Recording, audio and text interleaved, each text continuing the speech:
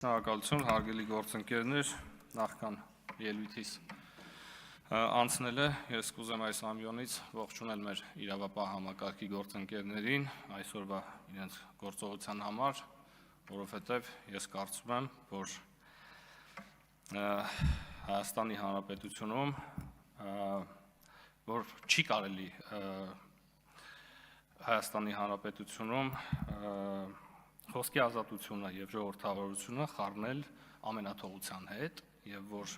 յուրաքանչյուր խուլիգան եւ թափթփուկ պետք է իմանա, որ պետք է օրենքի առաջ պատասխան տա իր արածի եւ ասածի համար։ Սա այսքանը եւ անցնելով հիմնական ելույթից հարգելի գործընկերներ, ուզում եմ ասել հետեւյալը. Եթե նկատել եք վերջին շրջանում ընդդիմությանն առնչվող բազմաթիվ դրվագներին ի պատասխան, որպես արդարացում, հաճախ նրանց կողմից բերվում է արհեստական բանականության վարկածը։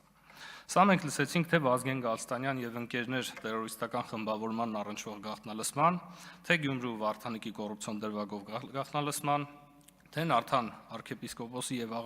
աղա Նաբեղայի Կտրիչ Ներսիսյանին վերագրվող հոգեվորականներին հակաիշխանական հանրահավաքների մասնակցության ստիպելու դրվագով գաղտնալսման եւ թե Ռոբերտ Քոչարյանի իր ենթադրյալ աշխարհաքաղաքական շեֆերին խնդրանքների գաղտնալսման համատեքստում։ Եվ պետք է ձեզ արժանին մատուցել, հարգելի գործընկերներ, հարգելի ընդդիմադիր գործընկերներ, սրանով դուք իսկապես մի անառիկ բերդ հիշեցնող պաշտպանության մարտավարություն եք որդեգրել, որի դիմաց մենք իսկապես անզոր ենք։ Եվ ուրեմն համակերպվելով նրանց պնդումների հետ եւ արտացոլելով նույն տրամաբանությունն ընդդիմությանն ուղղված բոլոր քննադատություններին, ես խոսքս կկառուցեմ ըստ այդմ։ Հարգելի գործընկերներ, նախորդ ելույթումս ասացի, որ երկրորդ չընտրված նախագահի վերջին հարցազրույցին դեռ պիտի անդրադառնամ եւ կարծում եմ, որ դրա ամենաուշագրավ հատվածը անվտանգության կոնցեպտն էր, ըստ Ռոբերտ Քոչարյանի։ Ընդհանրապես այն մարդիկ, ովքեր դիտել են հարցազրույցն ամբողջությամբ, կփաստեն, որ Ռոբերտ Քոչարյանի քննադատության թիրախը, եթե Նիկոլ Փաշինյանից եւ գործող իշխանություններից փոխարինվեր Ռոբերտ Քոչարյանով եւ իր ղեկավարած կառավարությամբ, ապա փաստերի առումով այն կլիներ ամբողջապես անխոցելի։ Հետևաբար առաջարկում եմ մտնել այս մտավարժանքի մեջ եւ քանի որ 98-ից 2008 թվականին Ռոբերտ Քոչարյանին վերագրվող բոլոր արատավոր դրվագները եւս վստահաբար արհեստական բանականության արգասիք էին, մենք դա հնդածս հաշվի կառնենք։ Եվ այսպես անվտանգության կոնցեպտ ըստ իրական Քոչարյանի։ Նա ասում է.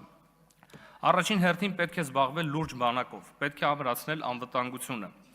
Ես չեմ տեսնում, որ նրանք սրանով զբաղվում են եւ Շվեյցարիայի բանակի օրինակն է բերում։ Ցավոք, իրական Ռոբերտ Քոչարյանի թիրախում մենք ենք եւ մեր իշխանությունը, բայց օրինակ եթե քննադատության թիրախում լիներ 98-ից 2008 թվականի շվեյցարական չափանիշներով բանակով զբաղվող AI Ռոբերտ Քոչարյանը, ապա կպարզվեր, որ 1998 թվականի ռազմական բյուջեն 85 կազմում էր $85 միլիոն, որը պետական բյուջեի 20%-ն էր։ Նույն թվականի Ադրբեջանի ռազմական բյուջեն $100 միլիոն էր կազմում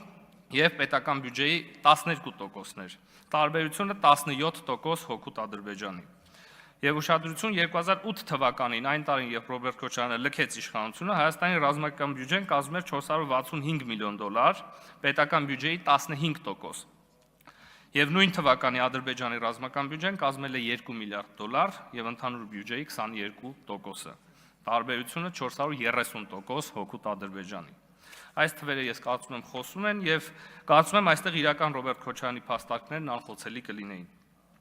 Հաջորդը շարունակելով միտքը նա ասում է. Մարտունակ բանակը պետք է նաեւ աշխարհաքաղաքական գործընկերներ ունենալու համար։ Հակառակ դեպքում կունենաս աշխարհաքաղաքական շենքեր։ Այս աշխարհաքաղաքական շեֆեր, որ ասում է, ակամայից հիշում ես հայտնի AI ձայնագրությունը։ Շեֆ ունենալով դու դառնում ես անվտանգության սպառող, իսկ դա նշանակում է, որ դու դրա համար գին ես տալիս։ Ուկրաինայի օրինակն է բերում, ասում է զալոգ է դրված եվրոպական երկրներին, նկատի ունի գրավադրված է։ Ցավոք, այստեղ եւս իրական Ռոբերտ Քոչարյանի թիրախում մենք ենք եւ մեր իշխանությունը, բայց օրինակ եթե քննադատության թիրախում լիներ 98-ից 2008 թվականի աշխարհաքաղաքական լրջագույն գործող AI Ռոբերտ Քոչարյանը, ապա կպարզվեր, որ 2002 թվականի մայիսի 14-ին Հայաստանը եւ Ռուսաստանը ստորագրել են գույք պարտքի դիմաց միջպետական համաձայնագիրը, ըստ որի Հայաստանը իր մի շարք ռազմավարական ձեռնարկություններ ու ենթակառուցվածքները փոխանցեց Ռուսաստանի Դաշնությանը շուրջ $100 միլիոն պարտքի դիմաց։ Տրված ռազմավարական օբյեկտներն էին առաջին Հրազդանի Ջեկի 5-րդ բլոկը, Հրազդանի ջերմաէլեկտրակայան եւ այսպիսով Ռուսաստանը ստացավ Հայաստանի էներգետիկ համակարգի մի մասի վերահսկողությունը։ Երկրորդ Մարս գործարան, բարձր տեխնոլոգիական արտադրամաս, որը խորհրդային տարիներին արտադրում էր պաշտպանական էլեկտրոնիկա։ Երրորդ Երևանի գիտահետազոտական ինստիտուտ, որի գործունեությունը պաշտպանական եւ արդյունաբերական էլեկտրոնիկայի ոլորտում էր։ Եվ չորրորդ Ալմաստ գործարան, արդյունաբերական ադամանդների արտադրություն կիրառվում են ռազմական եւ արդյունաբերական ոլորտներում։ Կարծում եմ իսկապես անխոցելի փաստարկներ են, մասնավորապես 98-ից 2008 թվականի անվտանգության սպառման եւ դրա դիմաց վճարվելի գնի տեսանկյունից։ Ուղղակի անհերքելի։ Հաջորդ առանցքային անվտանգային կետը ըստ իրական Ռոբերտ Քոչարյանի հետևյալն է։ Նա ասում են, այս է մեր սահմանները 29000 եւ այլ քառակուսի կիլոմետր եւ այլ, եւ դրանից դուրս մեզ ոչինչ չի հետաքրքրում, այս է մերը։ Հենց դու ասում ես, քեզ սահմանափակում ես այս մտածելակերպով, դու արդեն խնդրեմ ունես, դու դառնում ես մի երկիր, որը տարածաշրջանային որևէ դերակատարում չի կարող ունենալ։ Քո տեղը որոշելու են, թե այս կամ այն միջանցքը ոնց պիտի գնա, իսկ դու պիտի խելոք նստես տեղդ։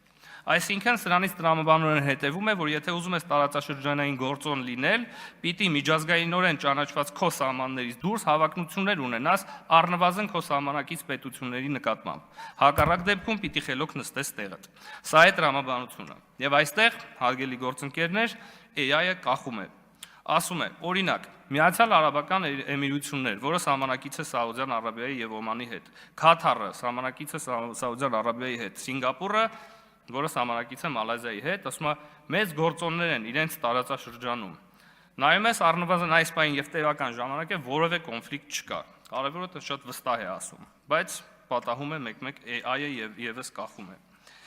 Բայց այս շարքի շարունակության մեջ ամեն բան տեղն է ընկնում, երբ նա ասում է, համեմատեմ Գայիցիի հետ, նկատի ունի Հայիթին, ասում է, մի բռնապետ փոխարինում է մյուսով, հետո մյուսով, ասում է, ես աշխարհի հետ գործ չունեմ, դուք ինձ մի խանգարեք, ես իմ բռնապետությունը շարունակեմ։ Հիմա մենք գնում ենք այս ճանապարհով, այս վերջին կալանավորումները ցույց են տալիս դա։ Ցավոք, իրական Ռոբերտ Քոչարյանը Գայիցի իրար հաջորդող բռնապետերի համեմատականը եւս փորձում է անցկացնել մեր իշխանության հետ, բայց օրինակ եթե քննադատության թիրախում լիներ AI Ռոբերտ Քոչարյանը, ապա կպարզվեր, որ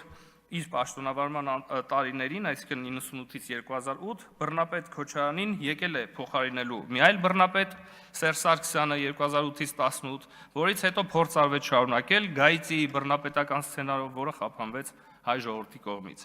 Եվ վերջում պետք է արձանագրել, որ վերջերս Ռոբերտ Քոչարյանը ցուցաբերում է փսիխոանալիզի լուրջ մասնագետի պոտենցիալ,